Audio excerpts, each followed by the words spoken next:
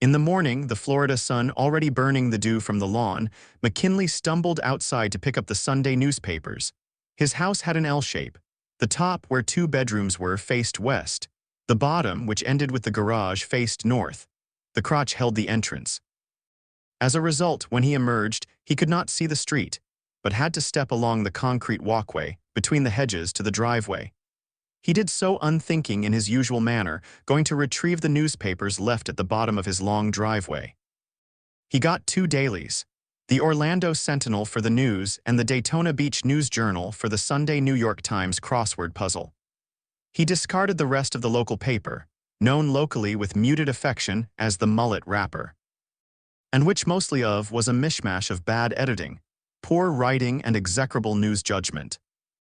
He picked up the papers, stripped over their plastic sheaths, and glanced at a headline. Nothing seemed particularly exciting. He glanced around and marveled at the lovely morning. Blue skies, fluffy clouds, a couple cowbirds on the telephone lines. A squirrel nattering about something in a palm tree. This is why he moved to Florida, he smiled contentedly.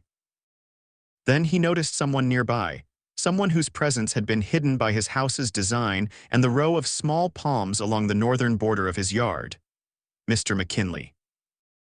Immediately recognizing the sweet sound, McKinley smiled warmly at Sunetra Wilpong, a young, attractive woman who had moved next door with her husband about a year before. Like most Floridians, she had come from somewhere else. In her case, Thailand. McKinley understood such migrations. He was originally from New Hampshire until the allure of a warm winter drove him south. Wilpong, too, enjoyed the heat, which evoked memories of her native Bangkok. She was thin with short, dark hair and an ever-present smile on her pleasant face. She and McKinley would talk occasionally in the yard, keep an eye on each other's houses when the other was away, and share an occasional bit of advice about gardens or a tool. McKinley figured in time he would do the books for her husband's small construction company. It was only a matter of a few more pleasant conversations. "You look very well this morning," Wilpong said gently with her soft accent. "Great day," McKinley replied. "A couple additional tax returns and I'll be done for the season." "Did you hire an assistant?" McKinley looked puzzled. An assistant? No, he did have a secretary and a rented office, but there wasn't need for an assistant. "Are you looking for a job?" he asked. Wilpong gave an embarrassed smile. "Oh no," she said. "Not me," she laughed. "I am very busy teaching." "No, Mrs. Cosgrove said you had a strange man in your house, and she asked us to keep an eye out."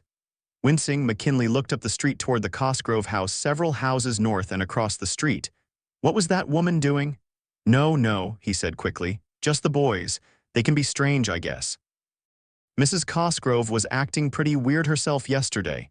He backed away quickly, clutching the newspapers under each arm.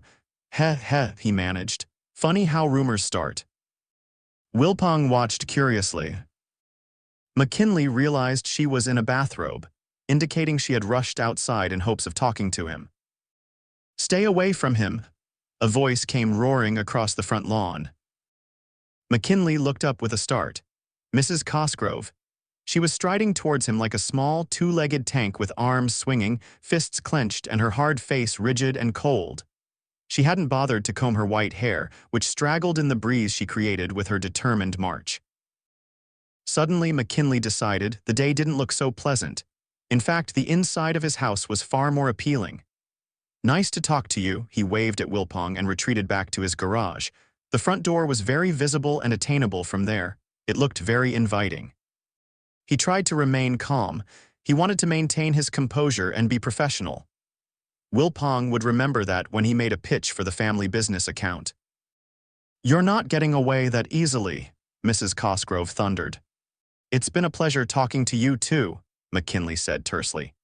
Mrs. Cosgrove had previously moved beyond criticizing the garden to accusing him of trying to control the neighborhood and being an evil influence. He could see her opinion hadn't softened much over time. McKinley deliberately turned toward his friendlier neighbor. "Everything is fine, Sunetra," he said with a careful, steady voice. "Don't let someone spreading false rumors cause trouble." Wilpong nodded and slipped away. She picked up her pace as distance increased until she darted into her house. "I trust you will be departing too," McKinley said to Mrs. Cosgrove. You, Mrs. Cosgrove stopped flat, her eyes bugged out. Her mouth stayed open. She could only point. No words came out. McKinley turned. Hi, Mr. Scratch said, stepping out of the house. He took a deep breath. Nice day, he said. He gave a little wave at Mrs. Cosgrove. Don't let me interrupt, he told McKinley. Are you hungry? I'll make breakfast. He walked back into the house and closed the door. What was that? Mrs. Cosgrove demanded. Nothing, no one, McKinley stammered. Mrs. Cosgrove was staring at him. Her face had lost all its color. The devil, the woman hissed. And a week before Easter, too. Mrs. Cosgrove, McKinley tried. His heart was racing. He felt light-headed. Don't you talk to me, Mrs. Cosgrove shouted. Bring in the sheaves. We'll all be rejoicing. Bring in the sheaves, she sang. Heads poked out other front doors.